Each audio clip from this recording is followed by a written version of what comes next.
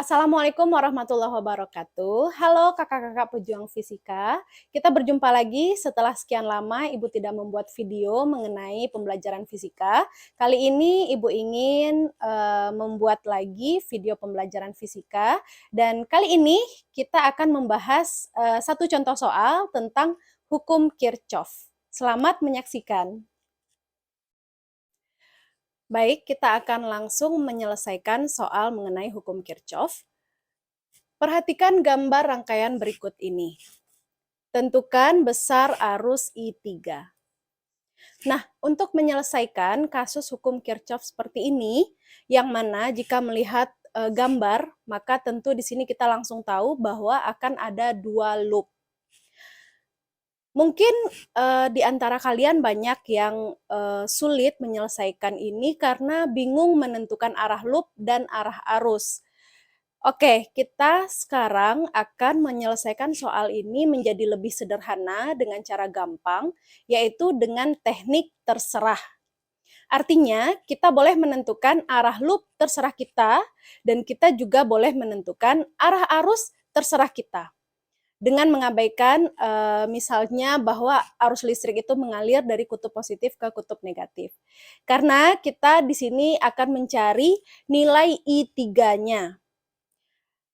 Jadi kita gunakan teknik terserah. Nah, baik, perhatikan gambar rangkaian berikut ini. Tentukan besar arus I3. Di sini kita lihat ada dua GGL. GGL pertama nilainya 18 volt, GGL kedua nilainya 10 volt, kemudian ada 3 resistor, resistor 1 4 ohm, resistor 2 4 ohm, dan resistor 3 4 ohm. Jadi nilai R-nya sama. Oke, kita langsung selesaikan.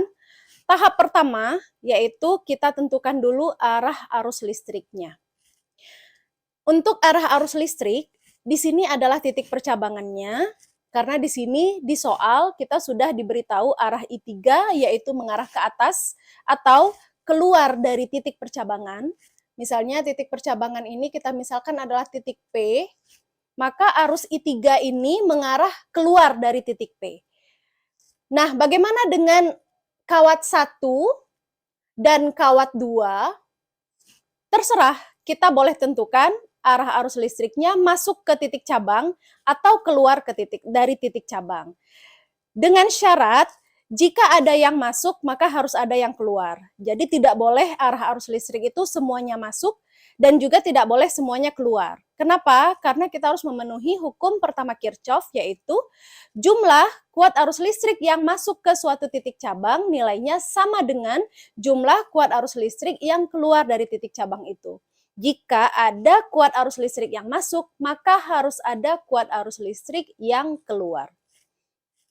Oke, kita akan langsung coba buat arah arus listriknya. Untuk kawat pertama, Ibu ingin arah arus listriknya masuk ke titik cabang. Bolehkah seperti itu? Boleh. Karena tadi kita menggunakan teknik terserah kita. Kemudian untuk kawat 2, Ibu ingin arahnya masuk ke titik cabang. Begitu. Jadi ada yang masuk, ada yang keluar. Nanti hasilnya, jika kita dapatkan hasilnya min, nah itu artinya kita salah dalam menentukan arah arus. Jadi nilai minnya nanti itu menentukan bahwa misalnya nilai I1 kita ketemu hasilnya min.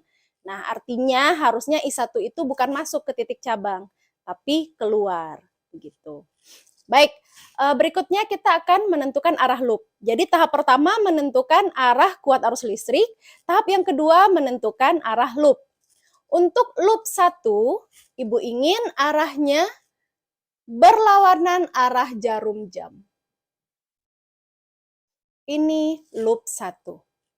Kemudian untuk kawat 2, arahnya searah dengan jarum jam. Ini loop 2. Oke, kalau kita sudah menentukan arah arus dan juga sudah menentukan arah loop, maka yang kita lakukan berikutnya adalah menggunakan persamaan hukum Kirchhoff. Pertama kita gunakan dulu persamaan hukum pertama Kirchhoff. Oke, di sini kita tulis penyelesaian. Hukum pertama Kirchhoff itu berbunyi, jumlah atau sigma kuat arus listrik yang masuk itu harus sama dengan jumlah kuat arus listrik yang keluar. Manakah kuat arus listrik yang masuk? Yaitu I1 dan I2. Maka kita tulis I1 ditambah I2 sama dengan kuat arus listrik yang keluar. Mana kuat arus listrik yang keluar? Yaitu I3. Maka sama dengan I3. Ini adalah persamaan pertama. Oke, selesai dulu sampai di sana untuk hukum pertama Kirchhoff. Berikutnya kita lanjutkan ke hukum kedua Kirchhoff.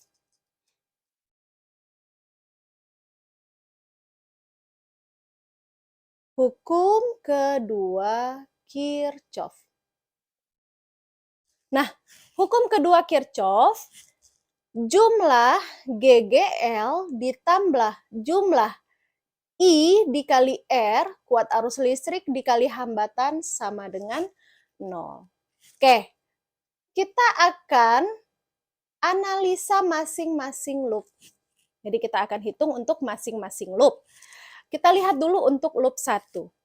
Loop 1 arahnya berlawanan arah jarum jam. Rumusan kita adalah sigma GGL tambah sigma I kali R sama dengan 0.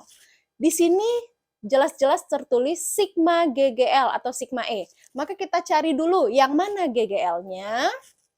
Untuk loop 1, oke, kita bergerak tentu searah dengan arah loop. Oke, kita bergerak searah loop. Nah, kita bertemu GGL-nya di sini E1.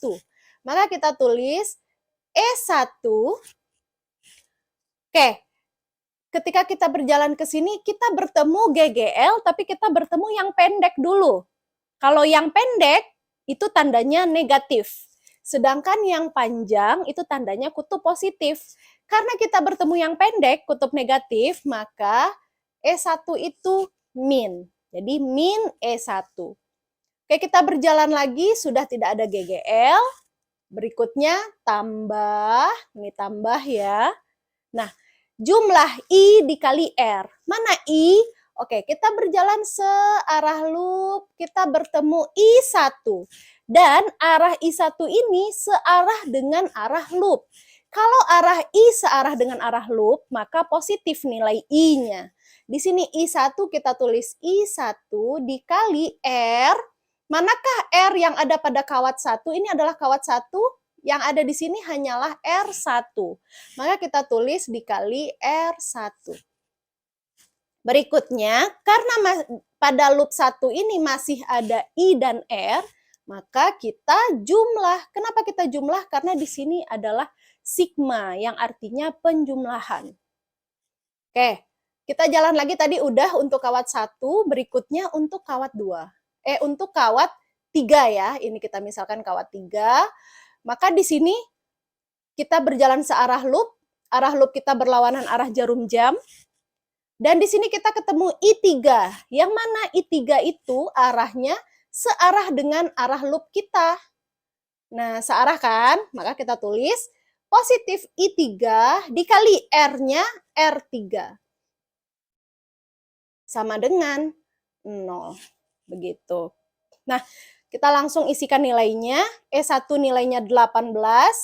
Karena di sini min, kita tulis min 18. Ditambah I1 dikali R1 nilainya 4 ohm.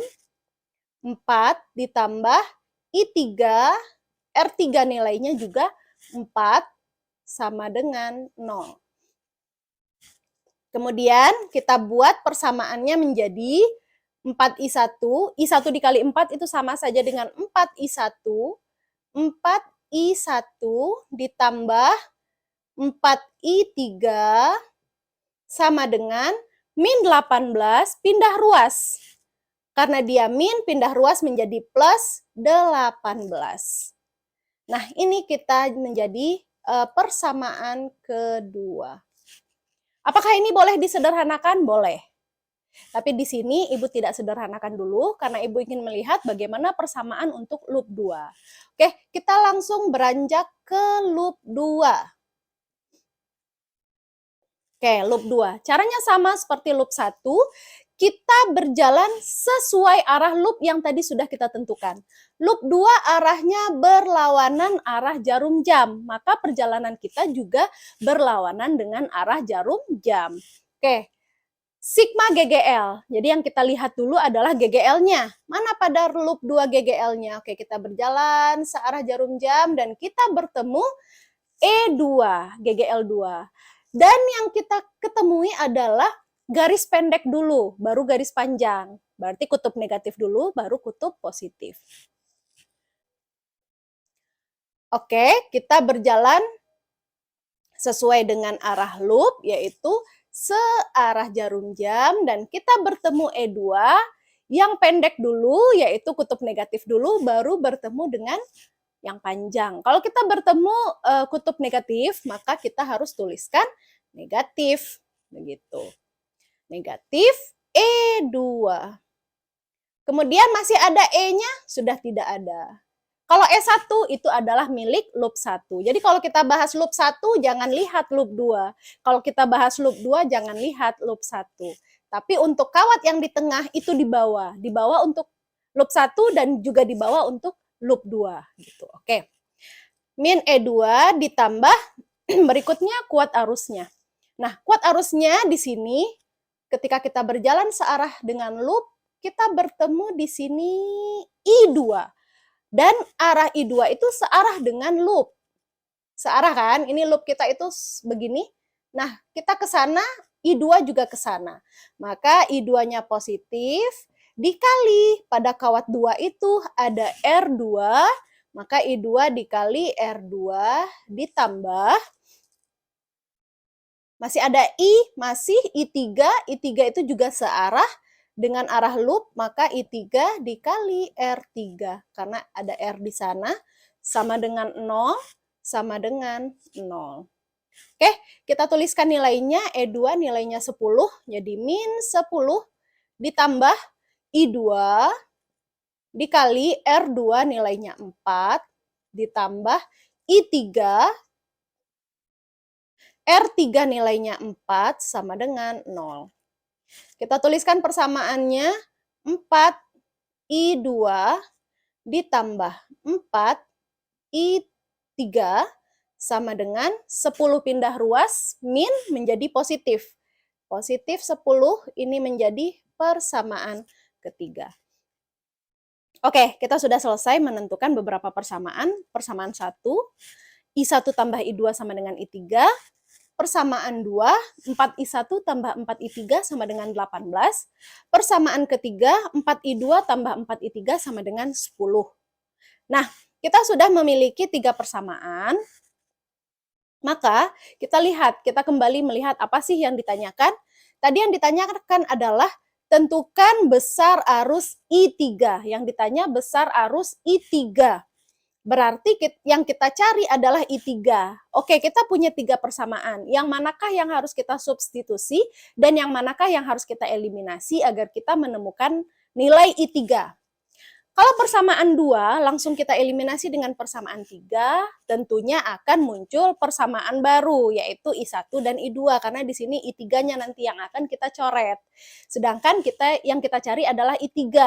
Maka tentu langkah kita berikutnya adalah substitusi dulu. Jadi kita lihat di sini, kita akan hilangkan nilai I1 atau nilai I2. Oke, kita akan hilangkan saja nilai I2 gitu. Nah, maka kita tulis di sini persamaannya kita ubah menjadi I1 sama dengan I2, dia akan berada di ruas kiri, kita pindahkan ke ruas kanan. Karena positif, pindah ruas menjadi negatif, I2 ditambah I3, ditambah I3. Ini menjadi persamaan keempat. Oke, berikutnya persamaan 4, kita substitusi ke persamaan 3. Kita tulis ya di sini. Substitusi persamaan 4 ke persamaan 3. Oke, persamaan 3 kita ini ya. Kita substitusi persamaan 4. Kita langsung substitusi. Kita substitusi persamaan 4 ke persamaan 2. Karena yang punya nilai I1 adalah persamaan 2. Ini persamaan 2-nya. Oke, kita tulis lagi ya persamaan 2. Oke, langkah kita berikutnya adalah kita substitusi persamaan 4 ke persamaan 2. Oke, persamaan 2 kita ulangi menulisnya. Persamaan 2 ini 4I1 ditambah 4I3 sama dengan 18. Persamaan 4 kita substitusi ke persamaan 2 ini. 4I1 dari persamaan 4 min I2 ditambah I3 sama dengan 4I3 sama dengan 18. Ini tambah 4I3 sama dengan 18. Nah, kita kalikan 4 dikali min I2, min 4I2 ditambah 4 dikali I3, 4I3 ditambah 4I3 sama dengan 18, min 4I2 tambah 4 tambah 4, 8I3 sama dengan 18. Nah, min 4I2 ditambah 8I3 sama dengan 18, kita eliminasi dengan persamaan ketiga. Jadi ini boleh kita jadikan persamaan ke-5. Nah, jadi langkah kita berikutnya, eliminasi persamaan 3 dan persamaan 5. Gitu. Oke, kita tulis 4I2 tambah, kita salin ya persamaan ini, persamaan 3, 4I3 sama dengan 10. Kita substitusi dengan persamaan 5, min 4I2 ditambah 8I3 sama dengan 18. Oke. Karena yang ingin kita cari adalah I3, maka yang kita hilangkan tentu I2. Karena ini 4 dan ini 4, maka langsung kita jumlah. Kenapa kita jumlah? Agar nilai I2-nya hilang. Karena 4 dikurang 4 itu nilainya 0. 4I2 dikurang 4I2, 0. Kemudian 4 ditambah 8 itu 12I3. 10 tambah 18 itu 28. Jadi I3 kita nilainya 28/12. Atau kalau sama-sama kita bagi 4, 28 kita bagi 4, 12 kita bagi 4, maka kita dapatkan hasilnya 7, 12 bagi 4, 3. Jadi nilai I3 adalah 7/3 ampere. Nah, hasilnya positif, artinya arah yang tadi ditentukan dari soal sudah benar. Makanya dia positif. Untuk arah arus itu dari kutub apa ke kutub apa sudah pernah Ibu jelaskan di video sebelumnya, yaitu pada video arus listrik, yaitu arah kuat arus listrik mengalir dari kutub positif ke kutub negatif. Jadi untuk I1, nah di sini I1 dari kutub positif menuju ke kutub negatif. I2 kutub positif menuju ke kutub negatif. Tapi kalau seandainya kalian bingung atau lupa, maka tidak apa-apa. Gunakan saja teknik terserah. Jadi terserah dulu. Mau keluar dari titik cabang atau masuk ke titik cabang. Nanti akan diberitahu pada hasil akhir. Kalau nilainya min, maka kalian salah dalam menentukan arah arus. Begitu saja. Tapi nilai kuat arus listrik yang kalian temukan itu tetap benar. Jadi karena ini I3-nya sudah benar, nilainya positif. Kalian boleh cari untuk nilai I1 dan I2 dengan cara mengisi nilai I3 tadi ke persamaan yang sudah ada. Ke persamaan yang sudah kita cari tadi. Oke, cukup sekian untuk contoh soal hukum Kirchhoff pada pertemuan kali ini. Kita akan bertemu di pertemuan berikutnya dengan beragam contoh soal yang lain. Terima kasih kakak-kakak semua sudah memperhatikan. Wassalamualaikum warahmatullahi wabarakatuh.